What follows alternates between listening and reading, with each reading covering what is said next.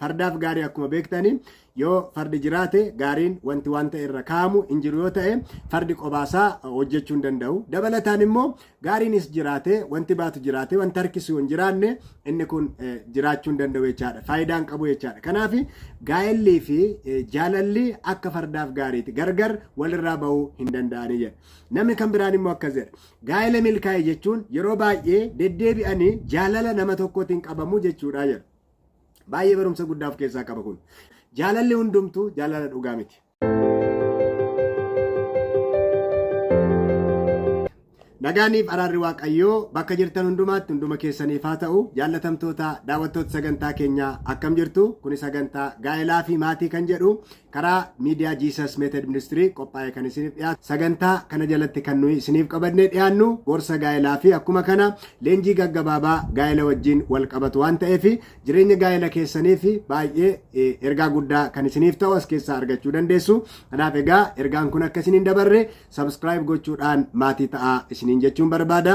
Akkuma kana viidiyoon itti aanee gadhiifnu akka inni dursee isin qaqqabuu fi milikkita bilbilaatti buutanii ol kan jedhurraa akka isin kaawwattan isin yaadachiisa. Dabalataanis sagantaan kun namoota baay'ee akka qaqqabu ergaa kanarraa namoonni akka fayyadamanii laayik sheer gochuudhaan tajaajila kana keessatti qooda akka fudhattanii fi akka isin tajaajila keenya tumsitan isin affeeruun barbaada.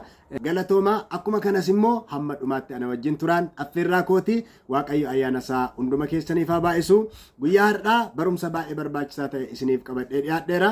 Akkuma yaadattan yeroo darbee barumsa bal'aa mata duree guddaa ta'e tokko duraa duuba gaa'elaa kan jedhu kutaa adda addaatti qoonnee wal wajjiniin ilaalaa turre. Sanarraa waan baay'ee akkasiin barattan abdii guddaan qaba. Yaada keessanirraa akkuma kana gaaffii isin karaa adda addaa naaf dhiyeessitanirraas immoo isa kana sirriitti hubadheera jechaadha. Kanaaf warra gaaffii gaafattanis akkuma kana warra yaada kennitanis Waaqayyo gooftaan guddaa isin haa eebbisu. Dabalataan kanan isin yaadachiisu barbaadu namoota gaaffii adda addaa gaafattanii fi gaaffii keessaniin irraanfanne sirriitti haalaan iddoo itti kennee jira. Haa ta'u malee qabxiiwwanan jalqabee kana xumuruu waan irra jiraatuu fi qabxiiwwan mata dureewwan 2-3 fuuldura koo jiran ergan xumuree booddee wal duraa duubaan gaaffii keessaniif deebii isiniif qabadheen dhiyaadha jechaadha. Obsaan na eegaa isiniin jechuun barbaada. Fayyaa ta'a. Har'a kutaa 8ffaan isiniif qabadhee dhiyaadhe. Kutaa 8ffaan kan jedhu gaa'ela dura wanti barbaachisu jaalala dhugaa waliif qabaachuu kan jedhu ilaaluu qabna jechaadha. Akkuma beekamu gaa'ela keessatti egaa waan hundumaafuu madda kan ta'e ka'umsa kan ta'e jaalaladha. Jaalalli immoo baay'ee murteessaadha. Yoo jaalalli hin jiraanne gaa'elli jiraachuu hin danda'u. Jaalalliif gaa'elli wal malee jiraachuu hin danda'an jechaadha. Kanaaf inni jalqabaa inni dura dhufu jaalala waan ta'eef jaalala dhugaa waliif qabaachuu kan jedhu kun baay'ee sirriitti xiyyeeffannoo itti kennamuu qaba jechaadha.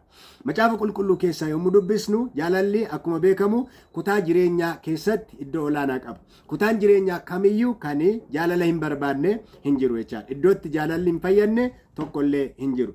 Jireenyi karaa hundumaan yoo milkaa'e jaalala garuu yoo of keessaan qabu yoo ta'e inni kun gatii qabaachuu hin danda'u. Jaalalli baay'ee murteessaa jireenya keessatti.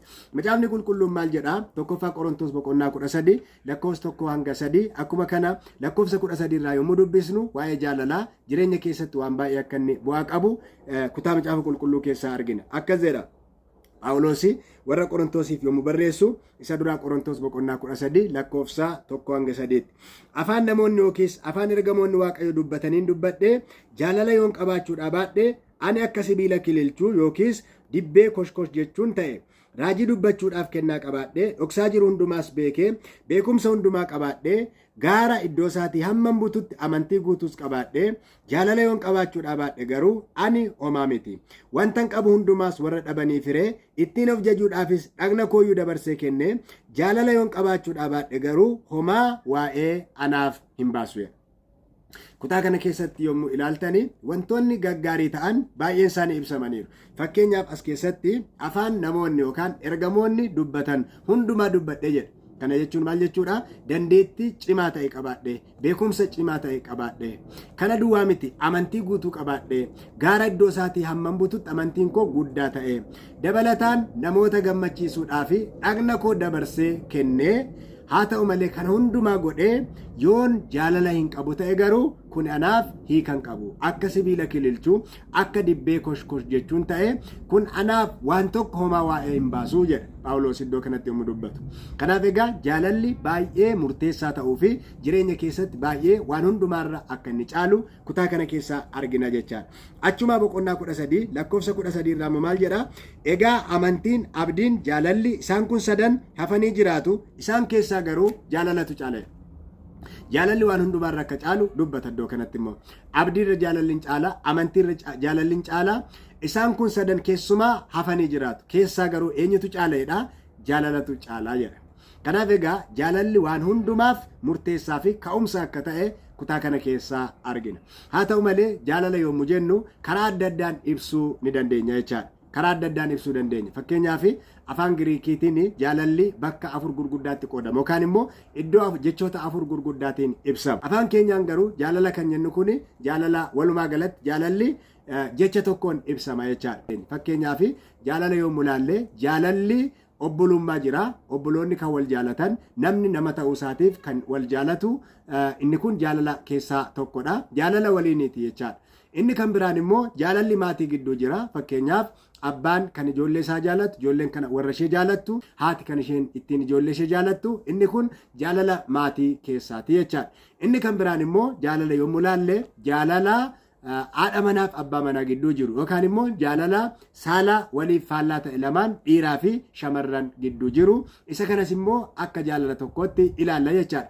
Hundi isaaniiyyuu parpasii adda addaa qabu. Hundi isaaniiyyuu kallattii adda addaan haalli isaan ittiin ilaalaman garagara.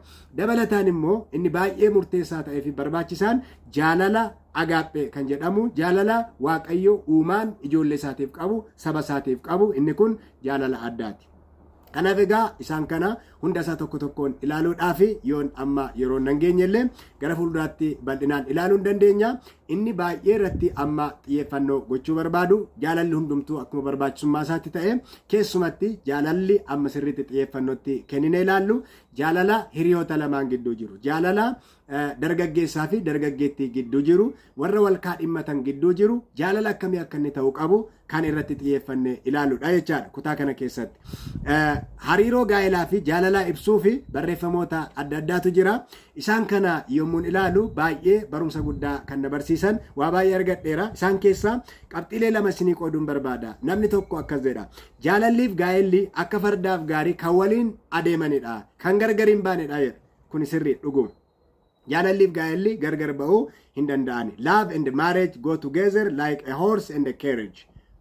Gargar ba'uu hin danda'an. Wal faana deemu. Fardaaf gaarii akkuma beektanii yoo fardi jiraate gaariin wanti wanta irra kaa'amu hin jiru yoo ta'e fardi qobaasaa hojjechuu hin danda'u. Dabalataan immoo gaariinis jiraate wanti baatu jiraate wanti harkisu hin jiraanne inni kun jiraachuu hin danda'u jechaadha. Faayidaan qabu jechaadha. Kanaaf gaa'ellii fi jaalalli akka fardaaf gaariiti. Gargar walirraa ba'uu hin danda'anii jedha. Namni kan biraan immoo akkas jedha. Gaa'ela milkaa'e jechuun yeroo baay'ee deddeebi'anii jaalala nama tokkootiin qabamu jechuudha jedha. Baay'ee barumsa guddaa of keessaa qaba kun. Gaa'ela milkaa'e jechuun maal jechuudha? Yeroo baay'ee deddeebi'anii jaalala nama tokkootiin qabamu. Jaalalli sun kan eenyuti? Kan nama tokkooti. Garuu deddeebi'ee kan dhufu yeroo baay'ee irra deddeebi'anii nama tokko jaallachuu jechaadha. Gaa'ela milkaa'e jechuun. Kanaaf asirraa gaafa laallu uumaan egaa Waaqayyo jaalala dargaggeessaaf dargaggeetti gidduu yookaan abbaa manaaf haadha manaa gidduu yommuu kaa'u jaalala nama tokkoo fi nama tokko akka ta'e hin beekna. Sagalee Waaqayyo isa kana barsiisa. Dhiira tokkoof shamarra tokko yookaan dubartii tokkoof immoo dhiira tokko sagalee Waaqayyo kan inni kaa'u tokkoof tokko Waaqayyo jalqaba uumamaatti kan inni uume isa kana jechaadha. Kanaaf inni jaalatu nama tokko irra deddeebi'ee intala tokko irra deddeebi'ee jaalachuu isheenis immoo gurbaa tokko irra deddeebitee jaalachuu jechaadha. Yoo akkas ta'e gaa'elli kun gaa'ela milkaa'e jedhamaa jedha. Kanaaf jaalalli gaa'ela keessatti baay'ee iddoo olaanaa qaba. Inni kun filannoof kan dhiyaatu miti jechaadha. Qorannoon tokko godhame namoota ganaa gaa'ela dhaabbatanii fi akkuma kana namoota gaa'ela dhaabbatanii gaa'ela keessa jiran irratti gaaffii wal fakkaataatu dhiyaateef. Gaaffii wal fakkaataa yommuu dhiyaatuu fi deebiin isaan dhiyeessan illee almost wal fakkaataadha jechaadha. Jaalala laalchise maal jedha qorannoon kun namoota gaa'elaan waliin jiran 100 keessaa persentiin 93 wal fuudhuu isaaniitiif sababa guddaa kan ta'e jaalala akka ta'e ragaa ba'uu jechaadha. jaalalatu gara wal fuudhuutti isaan geesse. Jaalalatu gaa'ela sana dursee dhufe jedhanii ragaa ba'u. Akkuma kana haala wal fakkaatuun warri gana gaa'elatti hin seennillee dargaggoonni waa'ee kanaa yommuu gaafatamanii namoonni gaa'ela hin dhaabbanne 100 keessaa persentiin 84 gaa'elaan walitti dhufuuf sababa guddaa ta'uu kan qabu jaalala akka ta'e ragaa ba'u. Kanaaf gaa'ela dura jaalalli baay'ee murteessaadha. Gaa'elli jaalala booda dhufa jechaadha. Jaalalli immoo gaa'ela dursee dhufa. Kanaafuu namni hidhata gaa'elaa waliin uumuuf adeemu dargaggeessi tokko akkuma kana dargaggeettiin tokko hidhata gaa'elaa waliin uumuudhaaf kan adeemtu yoo ta'e jaallachuuf mana dhaabbachuuf kan adeemtu yoo ta'e namni kun jaalala akkamii naaf qaba yookaan immoo jaalala akkamii naaf qabdi jechuudhaan gaaffii kana gaafachuunii fi deebii barbaachisaa ta'e argachuun dirqama jechaadha. Kun baay'ee barbaachisaadha. Baay'ee barbaachisaadha. Kanaaf egaa sirriitti xiyyeeffannoo itti kennuun barbaachisaadha. Haa ta'u malee jaalalli hundi jaalala dhugaa miti. Akkuma beekamu egaa jaalala gaafa jennu jecha tokkoon ibsuu dandeenya. Haa ta'u malee garuu jaalalli hundumtuu jaalala dhugaa miti. Dargaggeessi gara keenya dhufu si jaaladheeredhee gara kee dhufu akkuma kana dargaggeettiin si jaaladheeredhee yaada ishee siif kennitu jaalalli sun jaalala dhugaa ta'uu dhiisuu danda'a. Bakka lamatti qoonna jaalala kana. Jaalala dhugaa fi akkuma kana jaalala miira irratti hundaa'e. Jaalala foonii yookaan immoo jaalala sobaa jennee ibsuu dandeenya. Isaan kun lamaan baay'ee deddeebi'anii kan mul'atanidha jechaadha.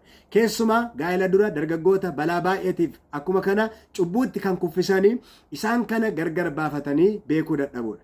Gaa'ela keessatti jaalalli inni dhugaan isa kam akka ta'ee fi jaalalli inni dhugaan taane inni sirriin taane immoo isa kam akka ta'e adda baafatanii beekuu dadhabuun qormaata baay'eef dargaggoota saaxila. Kufaatii baay'eef dargaggoota saaxila. Cubbuu baay'eef dargaggoota saaxila. Akka isaan hirmii hojjetan akkuma kana gaa'ela xureessan kan taasisu isa kana adda baafatanii wallaaluudha jechaadha. Kanaaf egaa isa kana sirriitti adda baafatanii beekuu qabdu. Torban ittaanu tokko lamaanii jaalalli dhugaan maal akka ta'e akkuma kana jaalalli dhugaan taane jaalalli sobaa jaalalli miira irratti hundaa'e inni nama baay'ee gara kufaatiif gara cubbuutti geessu maal akka ta'e amala akkamii akka inni qabu wal duraa duubaan isiniif qabadhee kanan dhiyaadhu ta'a jechaadha. Nan amana sana keessatti baay'ee akkasiin of ilaaltanii jireenya keessan akkasiin qortanii fi dogoggora baay'ee irraa akkasiin deebitan gara fuulduraattis akka hin dogoggorre hubannaa baay'ee akkasiin kana keessaa argattan abdii guddaan qaba. Torban ittaanu jaalalli dhugaan maal akka ta'e akkuma kana jaalalli miiraa immoo maal akka ta'e wal duraa duubaan isiniif qabadheen dhiyaadha jechaadha. Ergaa kanarraa waan baay'ee akkasiin barattan abdii guddaan qaba. Sagantaan ittaanu baay'ee barbaachisaa waan ta'eef egaa akkasiin hin dabarre subscribe gochuudhaan akkasiin maatii taatan isin yaadachiisuun barbaada. Hamma dhumaatti waan wajjin turtaniif Waaqayyo guddaa isin haa eebbisu. Galatooma. Yaadaaf gaaffii yoo qabaattan immoo koomentii jalatti nuuf barreessaa. Ayyaanni Waaqayyoo hunduma keessa wajjin haa ta'u.